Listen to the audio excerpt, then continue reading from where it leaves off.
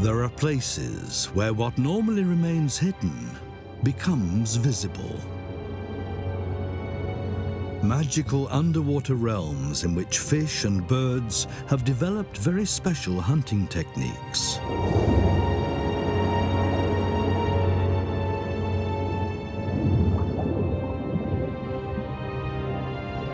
The creatures live here in an element that has become rare. Clean groundwater. But what is this treasure that so few of us know about?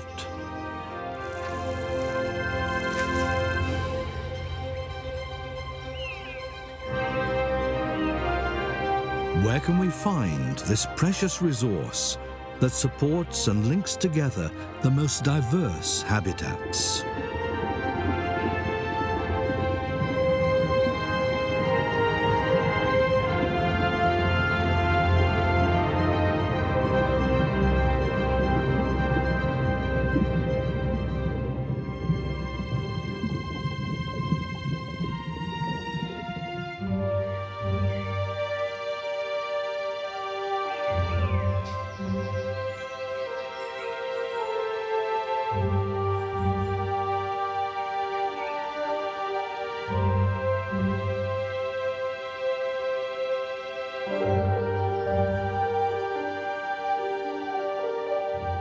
Hidden in the Upper Rhine Valley, between the Black Forest and the Vosges, is a place you wouldn't expect on this plateau.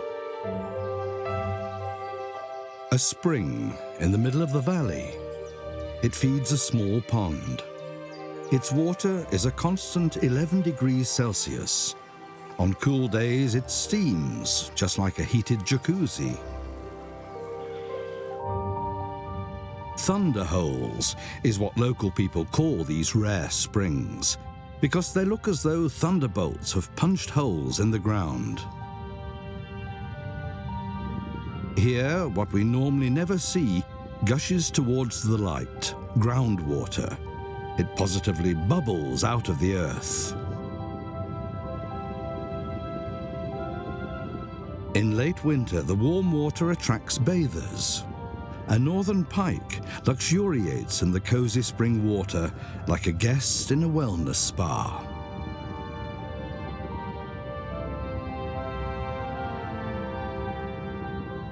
The groundwater has only limited oxygen, so the trout is a little short of breath. It's especially in spring that the male pike gather in the warm pool. They bear scars, signs of battles fought.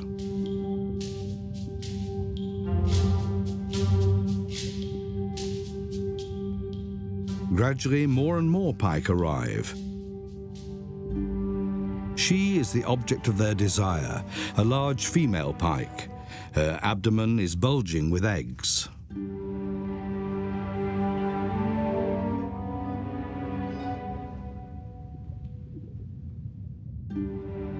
Mating time turns the predators into tender cavaliers.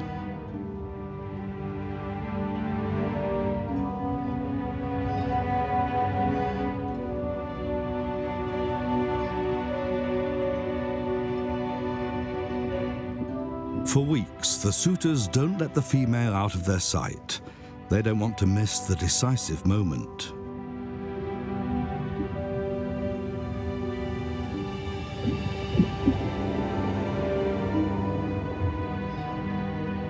More and more pike pursue the female. They perform a unique underwater dance. Every gigolo tries to get closest to her.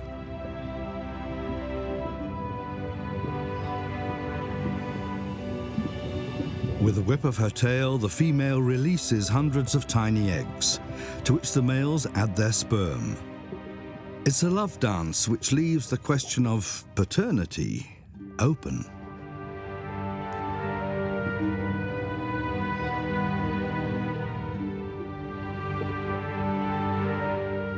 The most persistent admirers follow the female until the very last eggs have been expelled.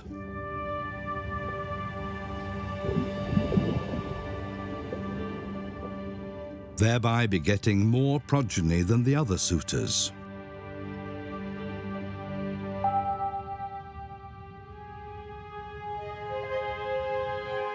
This pike paradise doesn't lie in untouched countryside, but in the Upper Rhine Valley. Why is it here, in the middle of the plateau, that the groundwater comes to the surface?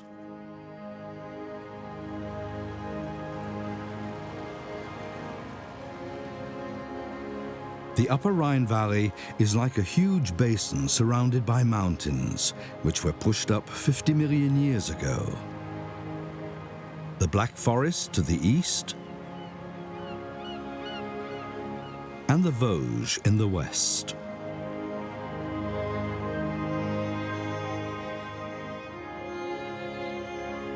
It's in the mountains that the water bubbling out in the plain begins its journey.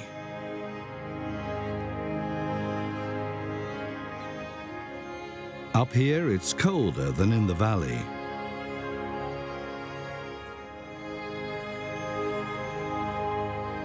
Clouds form and get caught in the hills.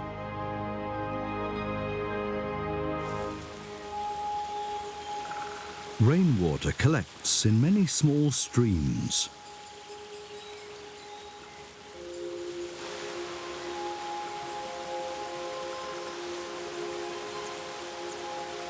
The water is crystal clear and still free of pollutants.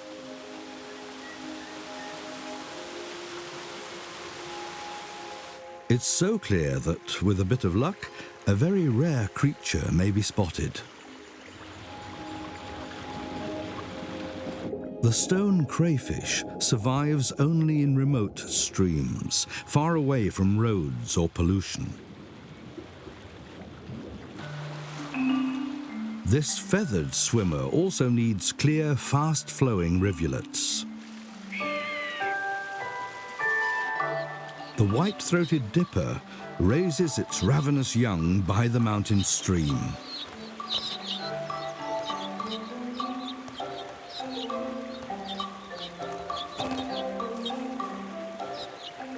It's the only songbird in the world that can dive.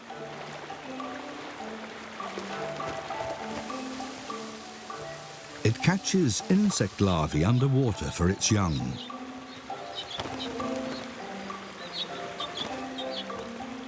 It dives scores of times. The fledglings keep her busy around the clock. This dipper has perfected its hunting technique.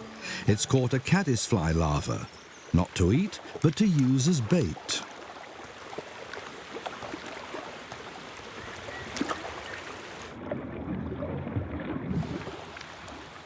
A fish has fallen for the ruse.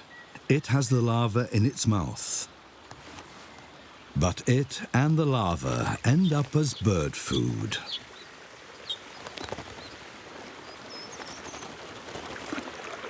This hunting technique has never before been observed in a white-throated dipper.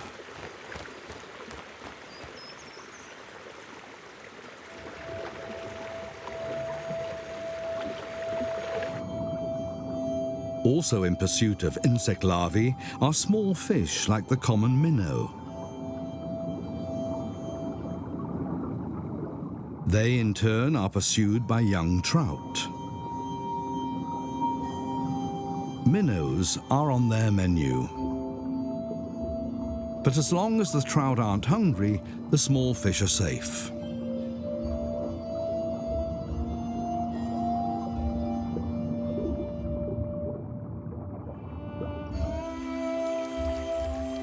The mountain stream flows on down towards the valley.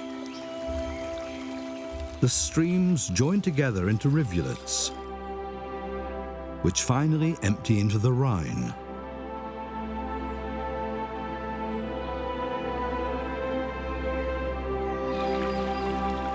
But some of the water takes a completely different route.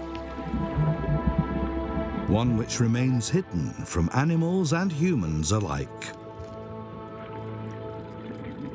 The rainwater seeps into cracks and crevices.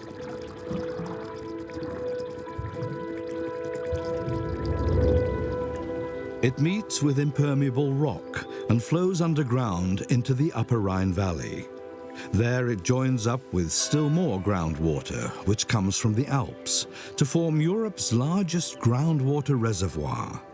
It extends across the whole valley like an invisible river. At some places in the valley, the groundwater appears again. Where the soil is loose, it takes the path of least resistance to the surface.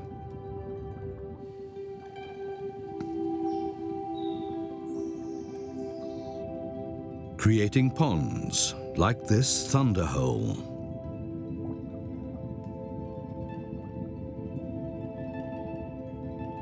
It's not just the pike who appreciate the constantly warm groundwater. Sticklebacks breed directly next to the underwater springs.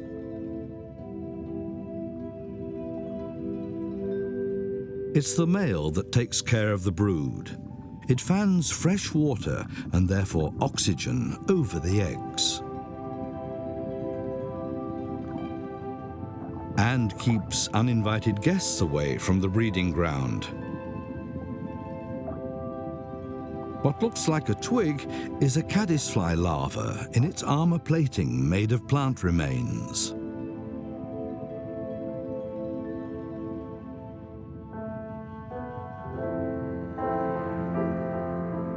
A genuine specialist thrives in the thunderhole, the fen pondweed. It feels at home here because the spring contains very few nutrients, like nitrates and phosphates.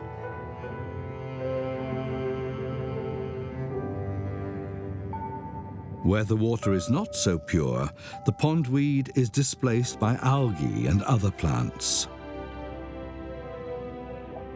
Sometimes a koipu will visit the waters. These large rodents originally came from South America, until some of them escaped from fur farms in Europe. Since then, they've been proliferating rapidly along the Rhine.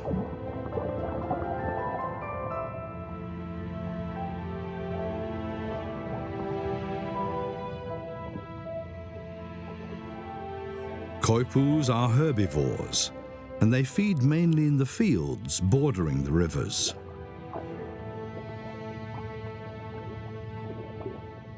The threat for the groundwater comes not from the koipus, but from further up.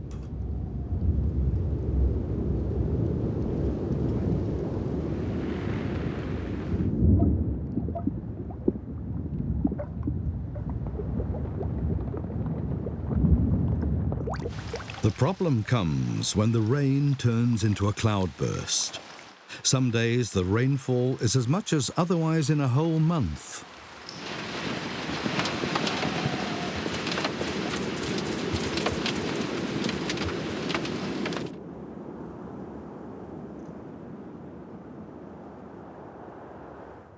This causes flooding in the meadows.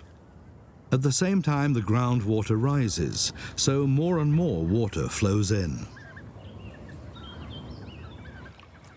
That's fine for white storks and other birds. As the meadows flood, mice and worms provide easy prey. But the floodwater spreads further and further.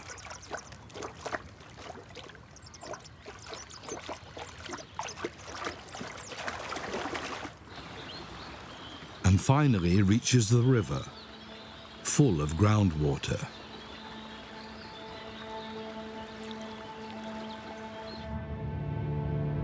From the surrounding fields, the floodwater brings something that threatens the groundwater habitat. Nutrients that can cause algae to spread rapidly and cloud the river. But sometimes there's a blessing in disguise. In spring, the floodwater is warmer than the groundwater, so the two don't mix. They form two layers, as in a latte macchiato. Good news for the pike. Where the two layers meet, they can find insects and fish. The murky floodwater does not spread down to the riverbed, so this time the creatures that live here are spared.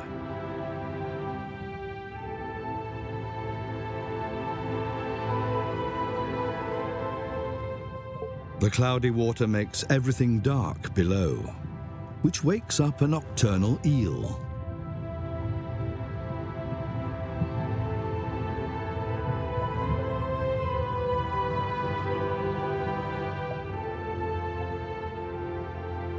Soon the floodwater recedes and the spell is broken.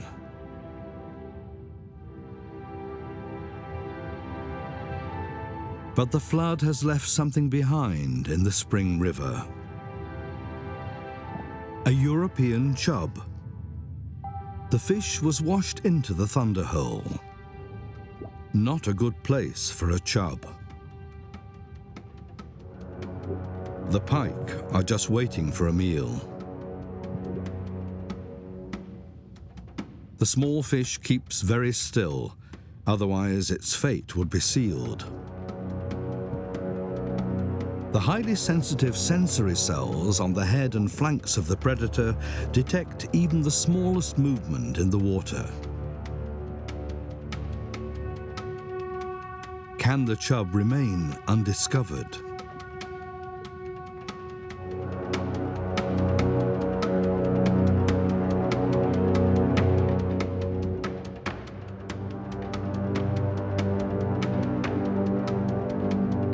The danger seems to have passed, but the chub does not know the pike's hunting technique. He's lurking, concealed, until the prey swims right under his nose.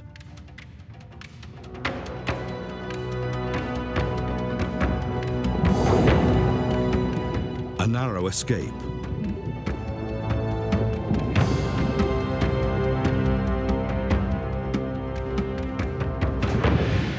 But in the end, the perseverance and the huge mouth of the hunter win out.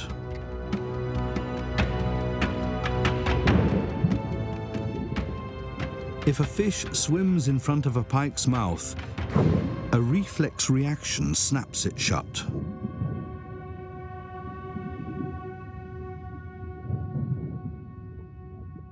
The predator prefers to swallow its scaly prey head first.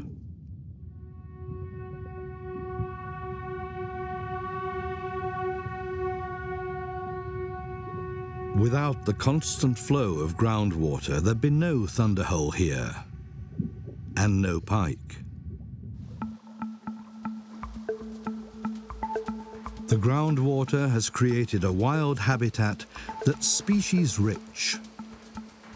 In the immediate neighborhood, though, it's man that determines what grows and what doesn't. The spring is surrounded by fields. The more intensely they're farmed, the greater the threat to the groundwater.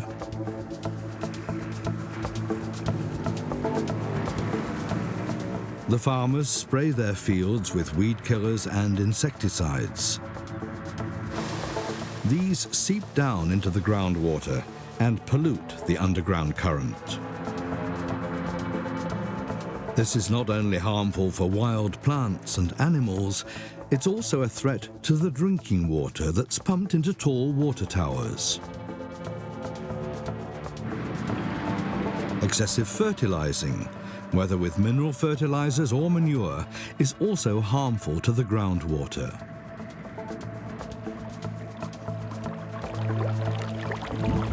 Whatever gets into the groundwater reappears somewhere else. The nutrients contained in fertilizers pollute the delicate wetlands. The result is that algae overrun everything else. Fertilizer residues are becoming an ever greater problem for nature and drinking water worldwide.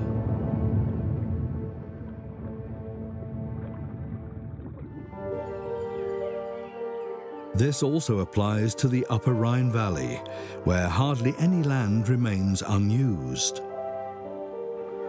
A few wetland areas survive simply because of the groundwater. It forces its way out of the ground in hollows, making the land too soggy for cultivation. Lakes and reed beds are formed.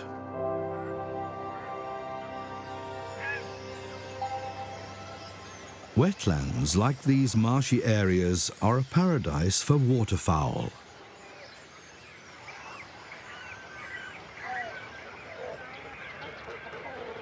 Great cormorants have chosen one of the few trees in the marsh as their common roost.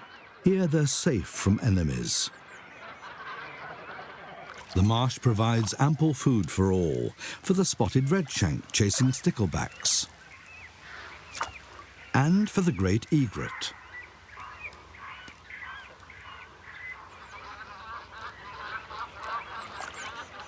The cormorant has set itself quite a task.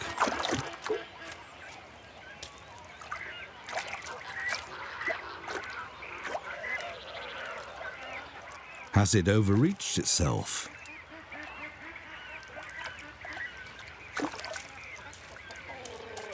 It's all just a question of technique.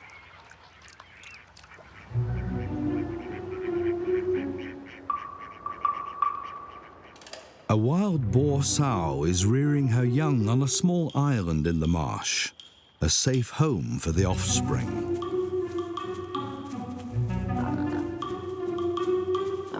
But to find food, the family must also leave its haven sometimes.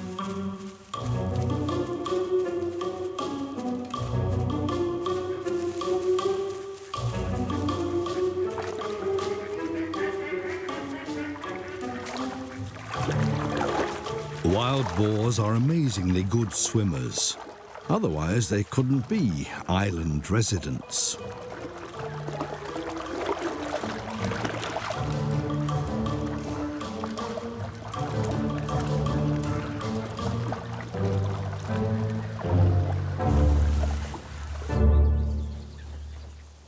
The marsh also acts as a nursery for white storks. In the surrounding fields, they find frogs, worms, and mice for their brood.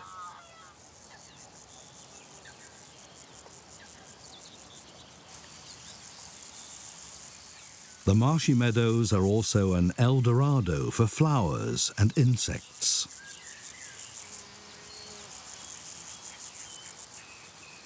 Now, though, wetlands like these have become extremely rare. In the Upper Rhine Valley, too. Butterflies, grasshoppers,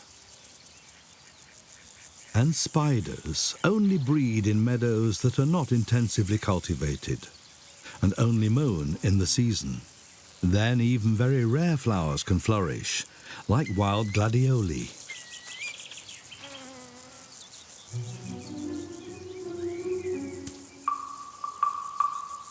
In the protection of the plants, the Eurasian curlew nests in the wet meadows. In 2017, the year of the last count, there were only a handful of breeding pairs left in the Upper Rhine Valley.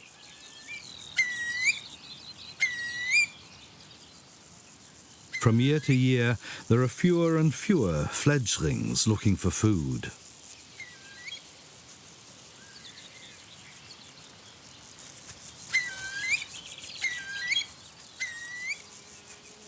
These may be the last shots of young curlews in this region.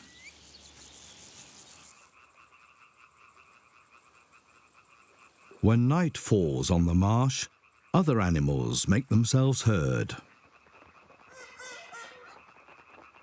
Dusk is the starting signal for countless thousands of eager voices. Together they launch into a many-voiced concert of chirping and croaking.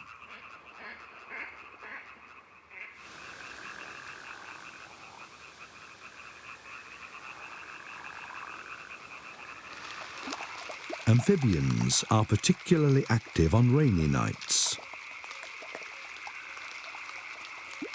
Common frogs and European tree frogs go looking for partners.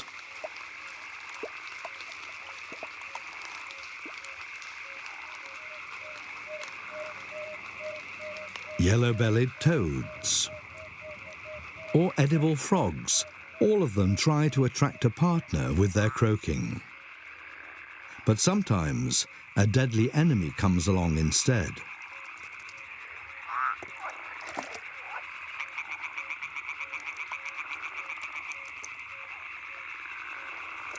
For grass snakes, frogs are at the top of the menu. They scent their prey with their tongues.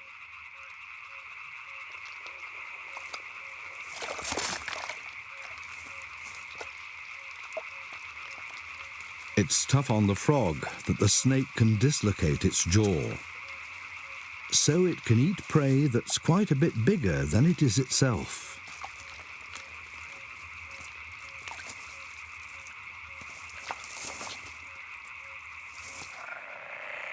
The frogs, lucky enough to escape, will live to croak another day.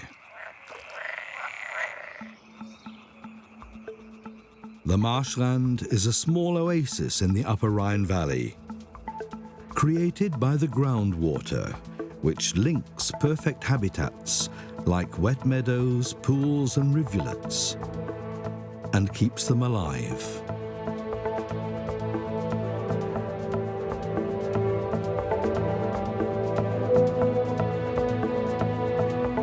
If the earth were transparent, a vast groundwater reservoir would be visible. Far mightier than the Rhine, the underground river flows slowly to the north.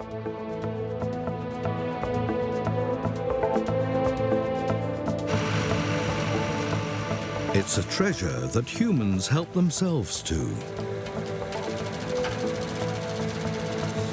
Farmers grow maize in huge monocultures. The maize flourishes splendidly in the sun-drenched Upper Rhine Valley, especially when it's watered. Some of the sprinklers are kept running even during the hottest hours of the midday sun. What the plants don't take up evaporates in the summer sun, which takes its toll. The groundwater can sink by up to 2 centimeters a day in July. Streams fed by the groundwater dry out.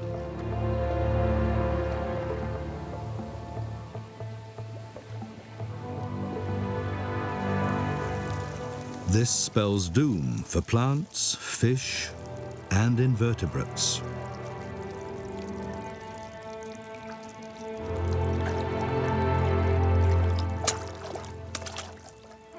This summertime wave of death can only be avoided if the farmers of the Upper Rhine Valley use the groundwater more sparingly.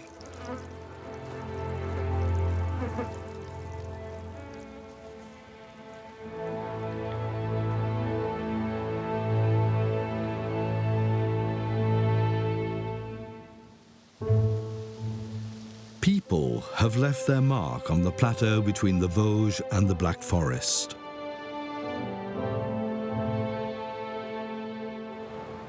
Even right next to the Rhine, they have radically altered the landscape.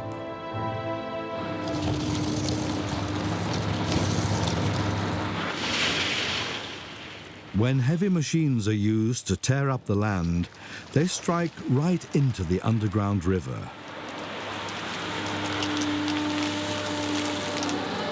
Every new hole immediately fills up with groundwater.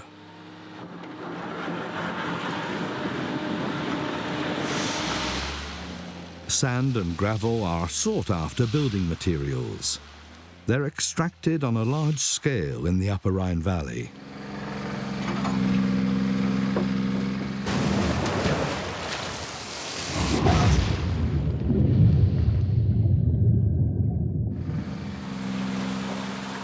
But what starts out as an act of destruction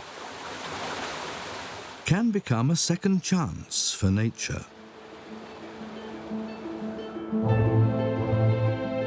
Along the Rhine, new artificial wetlands are being created, flooded gravel pits. After years of extraction, the pits are exhausted.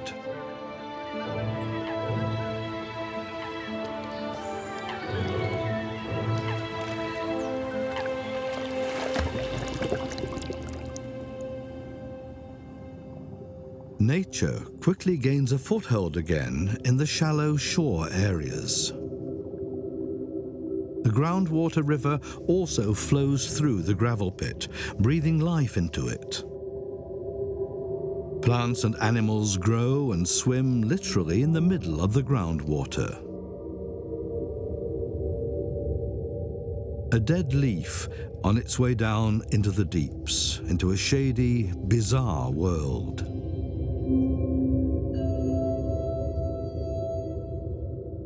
The artificial light illuminates places to which sunlight hardly penetrates. 30 meters below the surface, there are hardly any plants anymore.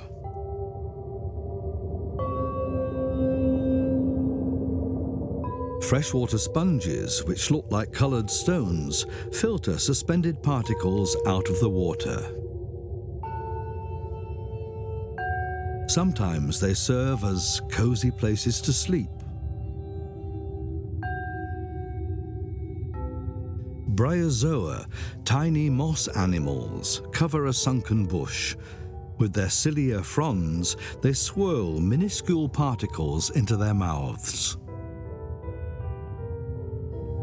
Snails graze algae from the stones, and in turn whet the appetite of the crayfish, which always carries its cutlery with it. That's practical if you have to extract your meal from a hard shell.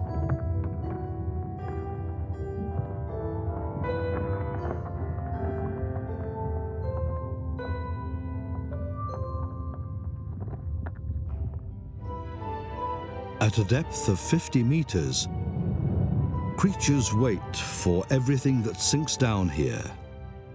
The decomposers. They include lake fly larvae and flatworms. They feed on dead plants and animals.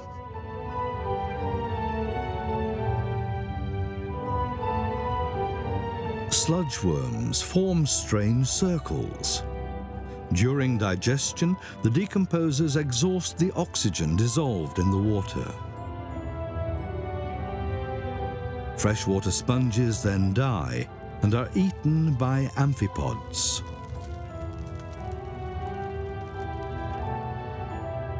If the oxygen is completely used up, the water releases iron compounds which stain the ground orange. White bacterial lawns also grow here, natural spectacles which can only be seen for a few weeks in the year. If oxygen-rich water arrives in the depths again, crustaceans and fish return. The dark underwater world is open to them once more, and they're off hunting for food. Like pioneers on an alien planet.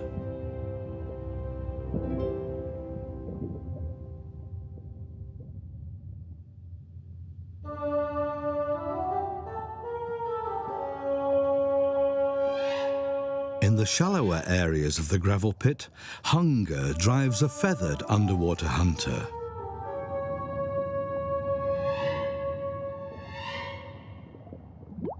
A young great crested grebe is off on one of its first hunting ventures.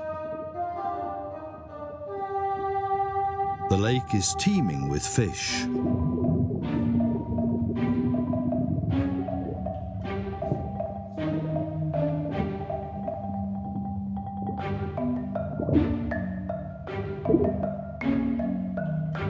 But the fish are too agile for him.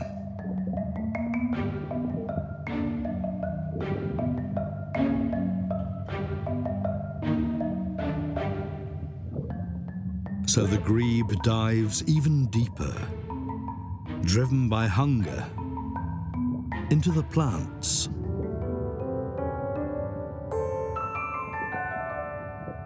But he finds nothing.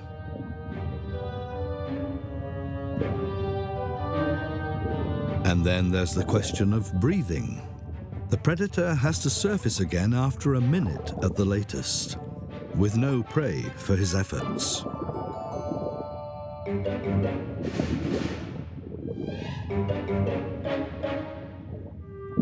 Then he notices that one of his relatives is more successful.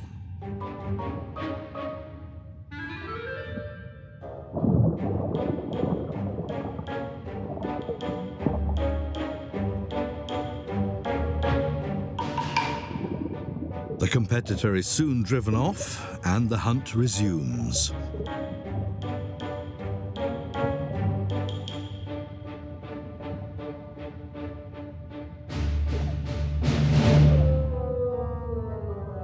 Finally, the tactic pays off. A fish hiding among the plants is caught in a lethal trap.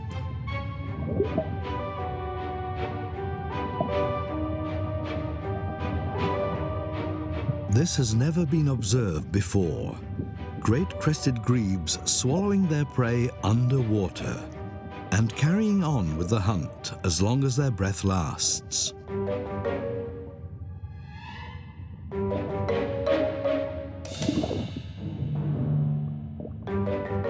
Up to 3 fish per dive disappear in the grebe's beak.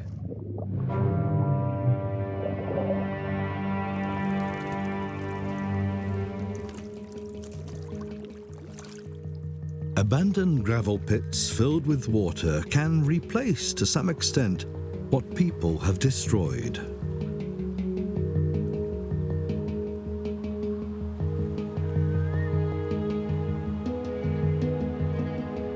The river that gave the Upper Rhine Valley its name is no longer a wild, natural river. It's been converted into a shipping canal.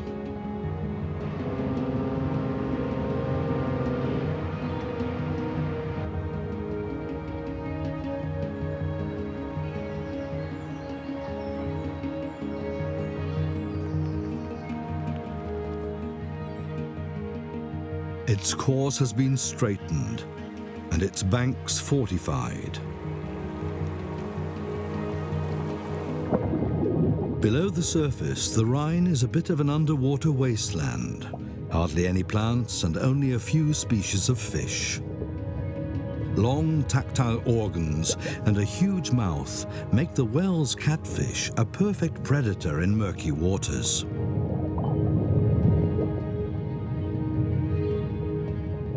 What remains a mystery is why these giant fish, up to 2.5 meters in length, regularly collect in large groups, and always in the same place. The catfish don't gather for mating or for hunting together. Could it be that they're just looking for contact with each other? The barren underwater landscape offers hardly any hiding places, with a few exceptions.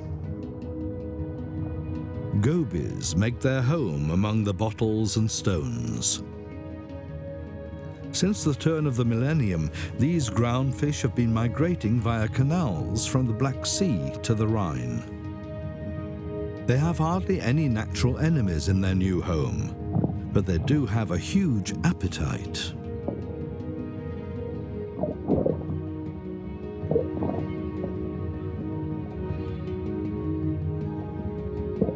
The immigrant gobies are reproducing at an explosive rate.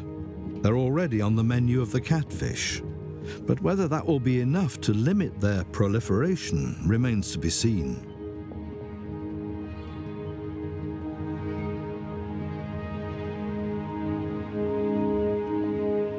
The straightening of the Rhine began in 1817. Towns and agricultural land developed where the river once formed meanders. Since the beginning of the 20th century, the Rhine has been navigable for large ships. Many of its lateral branches were drained.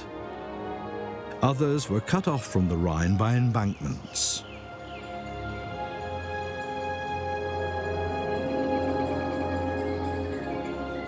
Only in the few remaining branches of the Rhine can we detect what it must have been like at one time in the whole of the Upper Rhine Valley.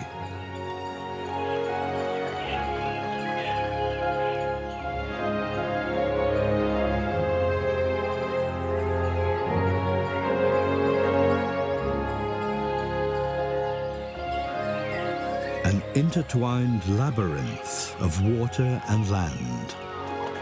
An underwater jungle, hunting grounds for waterfowl and fish.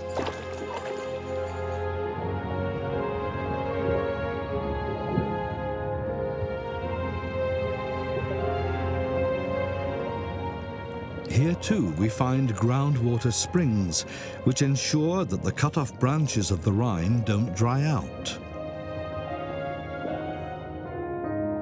These river branches provide underwater paradises, full of hiding places and spawning grounds.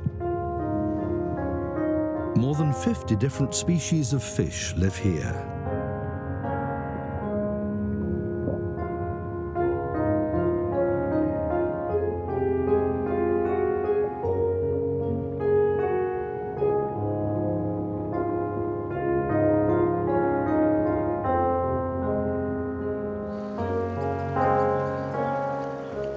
Where a lot of water flows through the river branches, strange creatures gather to breed.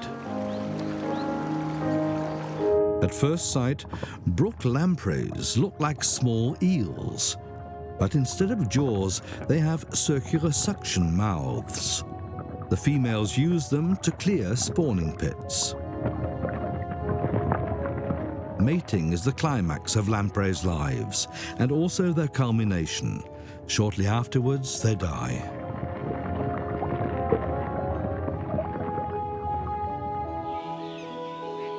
Very few of the Rhine's former branches are in such good condition as these idyllic lamprey spawning grounds.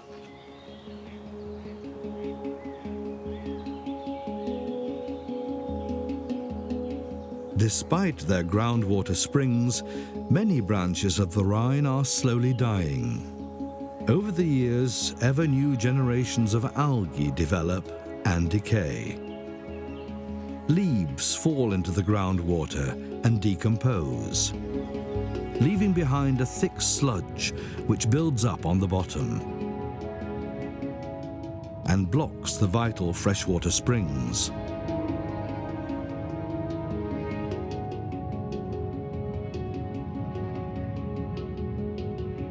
Contact with the groundwater flow is broken.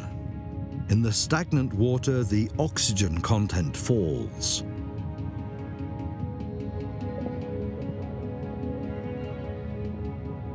The survivors are undemanding tench, common carp,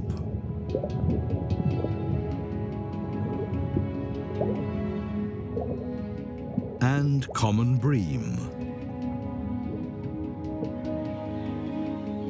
In some places, there are still a lot of larger fish to be found. But the former biodiversity is lost.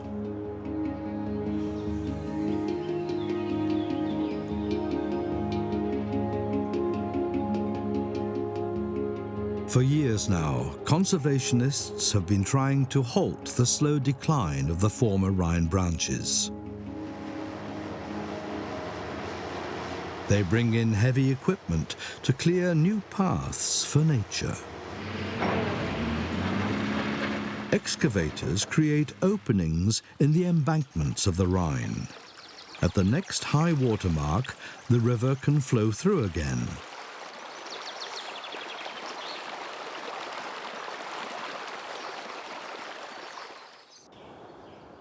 Channels conduct the river water deep into the forests, which have long been cut off from the river.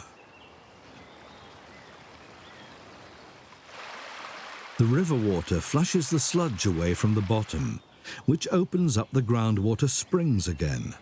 This restores a habitat that's dependent on the ebb and flow of the water, the alluvial forest.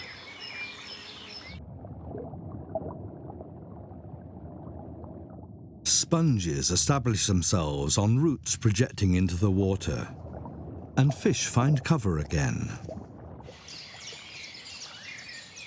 Upstairs, the tree trunk attracts sunbathers.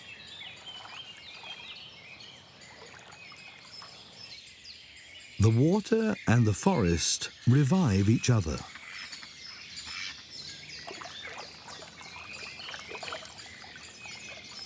The many plants in the alluvial forest filter and purify the water. For some inhabitants, this idyll is not without its dangers. Kingfishers use branches hanging over the water as hunting hides. A fat catch like this is bound to impress his mate.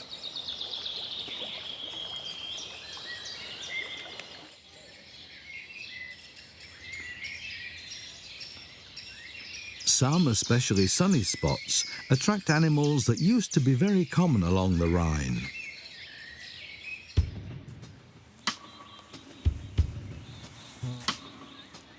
Well into the 19th century, European pond turtles were caught in their thousands and ended up as turtle soup. The straightening of the Rhine did the rest. The species died out along the Rhine.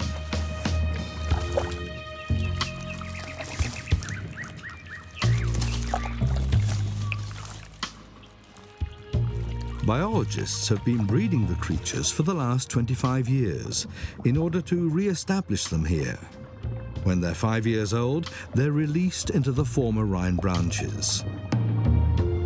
They're then big enough and safe from herons and storks. Whether or not their efforts will bear fruit and the pond turtles will reproduce on their own remains to be seen.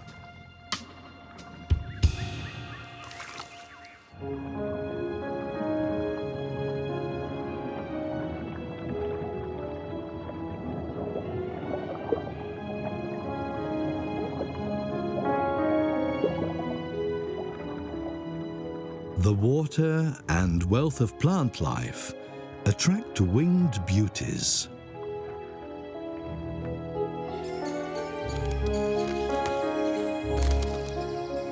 Dragonflies need healthy water to reproduce.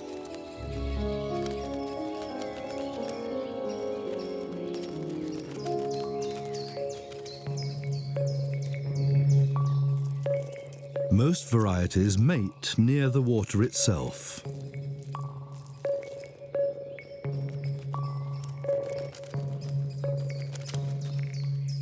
Some females simply shed their eggs in flight. Others attach them to water plants, which just means getting their abdomen a little bit wet. A pair of common blue damselflies in tandem flight go looking for a place to lay their eggs. Then something remarkable happens. The female crawls down a stalk underwater and threatens to take the male down with her.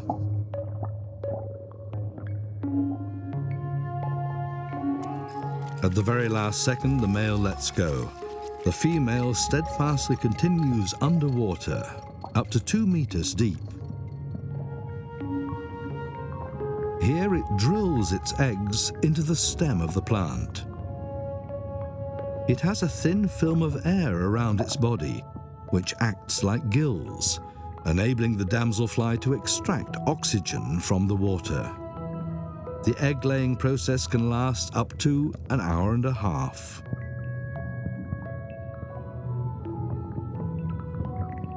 This far beneath the surface, the eggs won't dry out, even when the water level in the Rhine branch drops. Finally, the female simply lets go.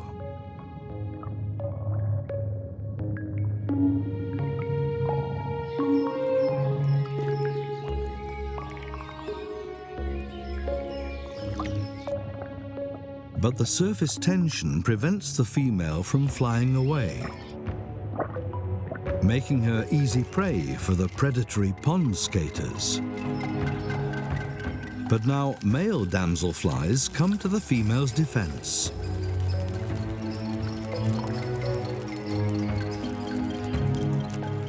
But that's not the end of the airborne rescue operation. A male damselfly tries to pull the female out of the water, not totally selflessly. He wants to mate with the damsel. But he's not alone in that. He has to fight off a whole swarm of competitors.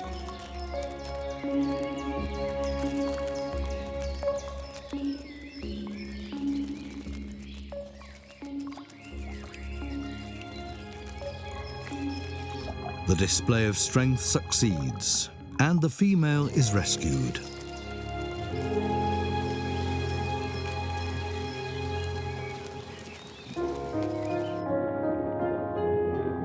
Without the all-important groundwater, none of the stories of the dragonflies, the great crested grebes, or the pike in the Upper Rhine Valley would take place.